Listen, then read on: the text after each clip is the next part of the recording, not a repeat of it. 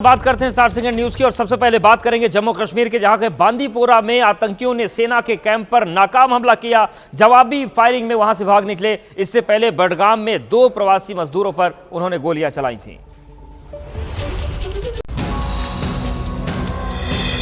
जम्मू कश्मीर में गैर कश्मीरियों पर फिर हमला किया गया है। बडगाम के मजमा में 2 मजदूरों पर आतंकवादियों ने फायरिंग की, जिसमें दोनों घायल हो गए। दोनों मजदूर जल जीवन प्रोजेक्ट में काम कर रहे थे। एक मजदूर के हाथ में तो दूसरे के पैर में गोली लगी है। मजदूरों को इलाज के लिए मगम के सरकारी अस्पताल में भर्ती कराया गया है। बडगाम में हमले के बाद रात तकरीबन 9:30 बजे आतंकवादियों के एक दूसरे दल ने बांदीपोरा में सेना के एक शिविर पर हमले की कोशिश की। शिविर में मौजूद जवानों ने भी पोजीशन लेकर जवाबी फायर किया, जिसके बाद आतंकियों के पांव उखड़ गए। वो भाग निकले। सेना ने पूरे इलाके में घेराबंदी कर सर्च अभियान चलाया। उमर अब्दुल्ला 16 अक्टूबर को सीएम बने, तब से लेकर घाटी में कई बार आतंकी वारदातें हुई हैं। कल यानी कि 1 नवंबर बडगाम में 2 मजदूरों को गोली मारी गई, तो बांदीपोरा में सेना के शिविर पर हमले की नाकाम कोशिश हुई। 24 अक्टूबर को बारामूला में सेना की गाड़ी पर हमला, दूसरी पुलवामा में मजदूर पर गोलीबारी हुई। 20 अक्टूबर को गांदरबल में हमले में डॉक्टर, इंजीनियर और 5 मजदूरों की मौत हो गई। तो 16 अक्टूबर को शोपियां में प्रवासी मजदूर की हत्या कर दी गई। कर्नाटक में कांग्रेस के वादों पर प्रधानमंत्री नरेंद्र मोदी ने तीखा हमला किया है। उन्होंने कहा कि कांग्रेस को समझ में आ गया है कि झूठे वादे करने आसान है, लेकिन उनको पूरा करना मुश्किल। वहीं पीएम के इस हमले पर मल्लिकार्जुन खड़गे ने पलटवार किया है।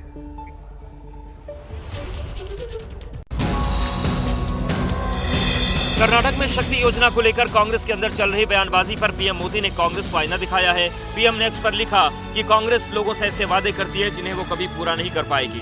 अब कांग्रेस लोगों के सामने पूरी तरह बेनकाब हो चुकी है। कांग्रेस शासित राज्यों की वित्तीय सेहत बद से बदतर होती जा रही है। कांग्रेस की तथाकथित गारंटी अधूरी पड़ी है। ये इन राज्यों के लोगों के साथ एक भयानक धोखा है। पीएम के पोस्ट के बाद कांग्रेस अध्यक्ष मल्लिकार्जुन खड़गे ने पलटवार किया और कहा कि मोदी की गारंटी देश के लोगों के साथ क्रूर मजाक है। बीजेपी का मतलब विश्वासघात और जुमला है। झूठ, छल, कपट, लूट और प्रचार, ये बीजेपी के 5 विशेषण हैं। बेरोजगारी दर 45 साल के उच्चतम स्तर पर क्यों है? दरअसल ये मामला तब उठा जब कर्नाटक के डिप्टी सीएम डीके शिव कुमार ने शक्ति योजना के रिव्यू की बात कही थी। इससे खड़गे नाराज हो गए। खड़गे ने मंच से डीके शिव कुमार को फटकार लगाई। ಈಗ ನಿಮ್ಮ 5 ನೋಡಿ ನಾನು 5 ಅಲ್ಲಿ ಹೇಳಿದ್ದೀನಿ। ಮಹಾರಾಷ್ಟ್ರದ 5 ಗ್ಯಾರಂಟಿ, ಈ ಗ್ಯಾರಂಟಿ ಒಂದು ಕೈ ಬಿಡ್ತೀನಿ ಅಂತ ಹೇಳಿದೀವಿ। महाराष्ट्र की मुंबा देवी सीट से उद्धव गुट के जो अरविंद सावंत हैं, उन्होंने साइना एनसी पर विवादित बयान दिया। ये मामला तूल पकड़ रहा है। उद्धव गुट बैकफुट पर है तो शिंदे हमलावर है।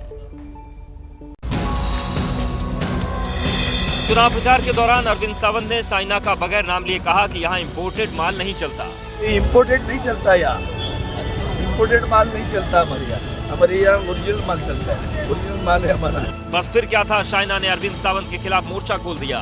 माल जैसे गंदे शब्दों का इस्तेमाल करने वाले हैं तो मैं एफआईआर दर्ज करूंगी। आपको माफी मांगनी पड़ेगी और मां मुंबा देवी का खौफ रखिए, क्योंकि मैं महिला जरूर हूँ लेकिन मैं आपकी माल नहीं हूँ। चाइना पर विवादित बयान का मामला तूल पकड़ता देख उद्धव गुट उनके बचाव में उतर आया। अरविंद सावंत जी हे कोणाला एका व्यक्तीला नाही तर सगळे जे 12च्या 12 लोक आहेत त्यांना बोललेले आहेत। बीजेपी नेता शायना शिवसेना के टिकट पर चुनाव लड़ रही हैं। विवादित बयान को शिवसेना प्रमुख और सीएम शिंदे ने महिलाओं का अपमान बताया है। खरं म्हणजे हे दुर्दैवी आहे की या महाराष्ट्रामध्ये महिला भगिनींचा अपमान करणं, बाळासाहेब असते आणि कोणी शिवसैनिकांना असं केलं असतं फुबळ फोडला। अपनी उम्मीदवारी का गठबंधन के सहयोगी बीजेपी से विरोध झेल रहे एनसीपी नेता नवाब मलिक ने कहा है कि जो पूरा चुनाव का परिणाम आएगा उसमें एनसीपी अध्यक्ष अजित पवार किंग मेकर साबित होंगे। अंडरवर्ल्ड डॉन दाऊद इब्राहिम का समर्थन कर बीजेपी का विरोध झेल रहे नवाब मलिक ने कहा है कि वो मुसलमान हैं, इसलिए उन्हें बदनाम करने की कोशिश की जा रही है। लेकिन लोग नतीजों का इंतजार करें।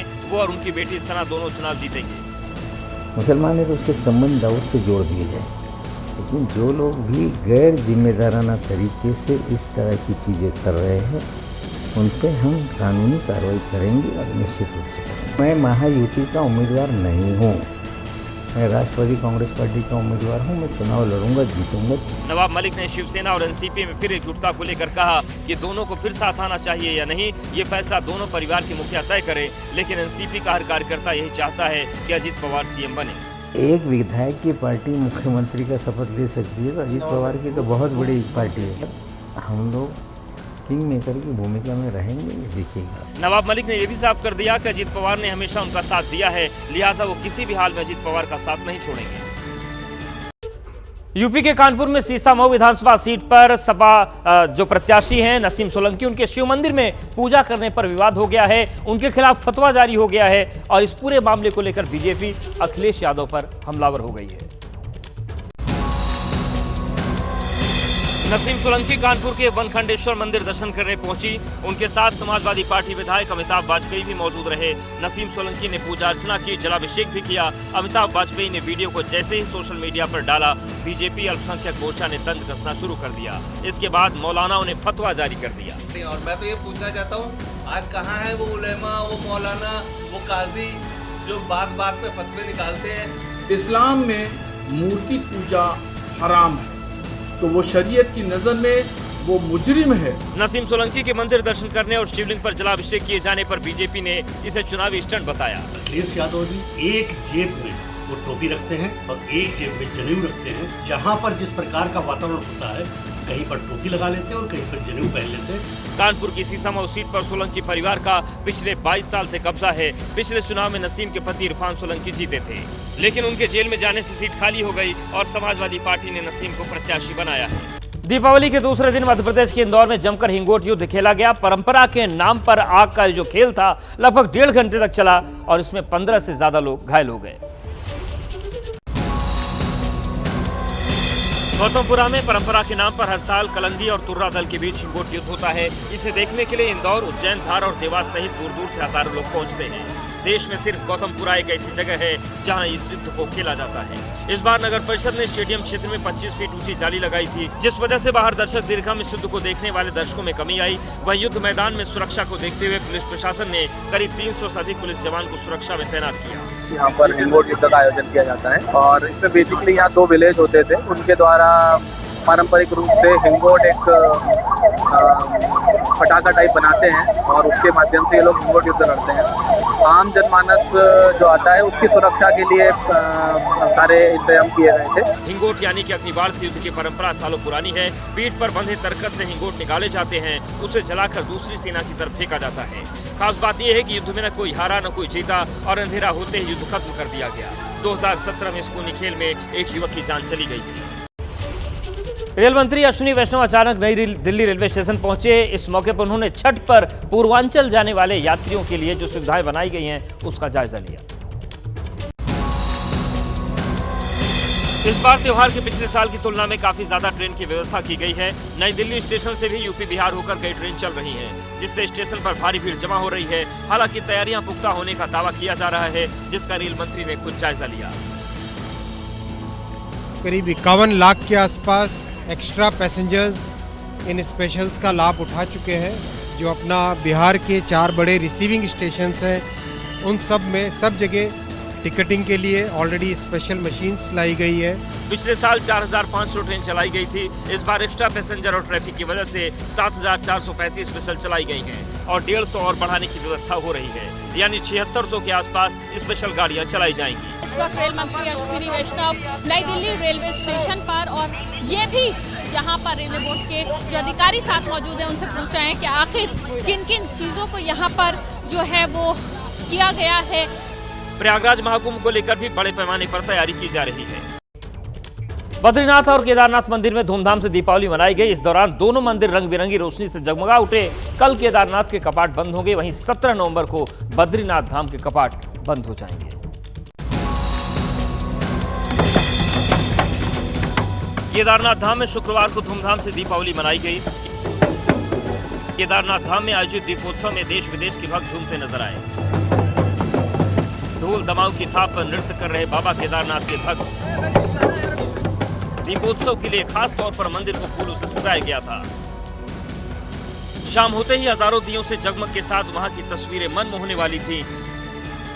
बद्रीनाथ धाम में भी कुछ ऐसा ही नजारा था। दीपोत्सव के लिए मंदिर को सैकड़ों किलो फूल से सजाया संवारा गया।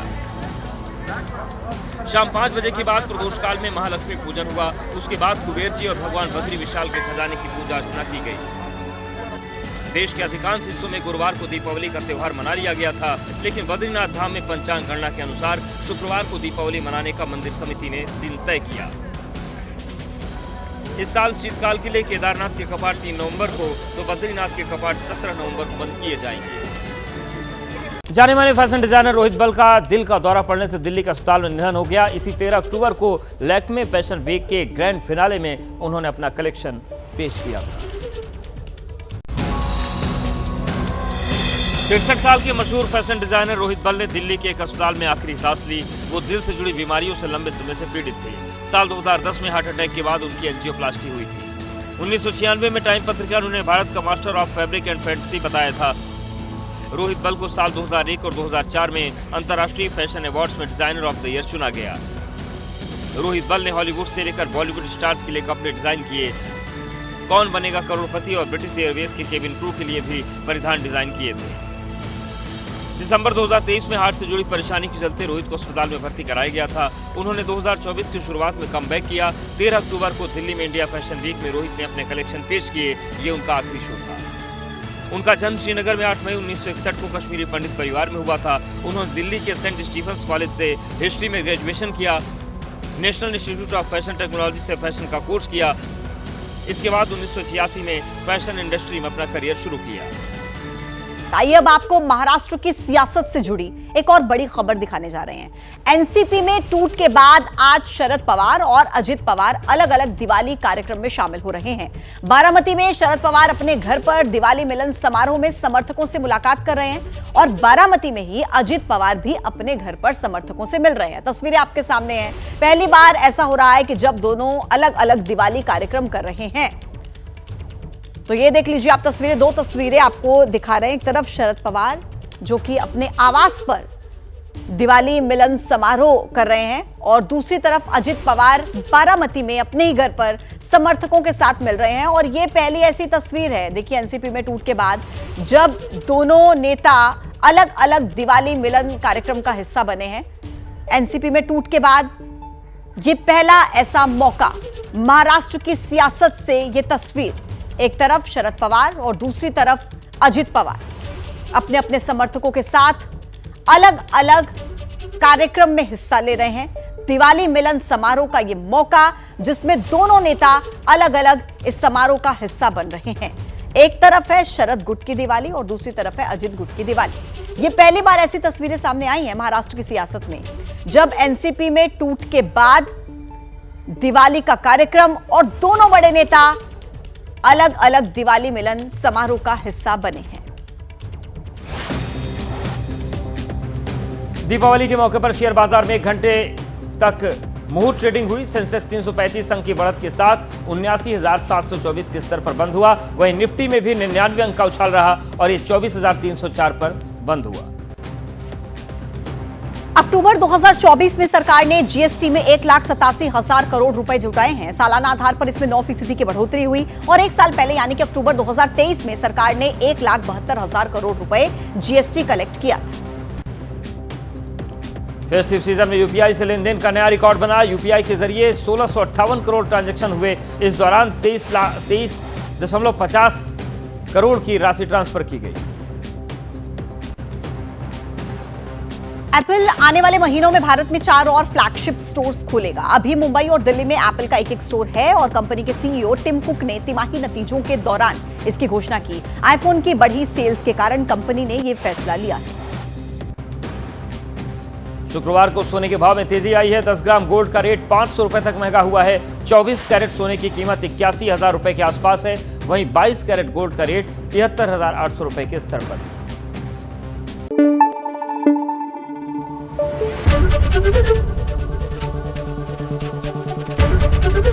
एबीपी न्यूज आपको रखे आगे।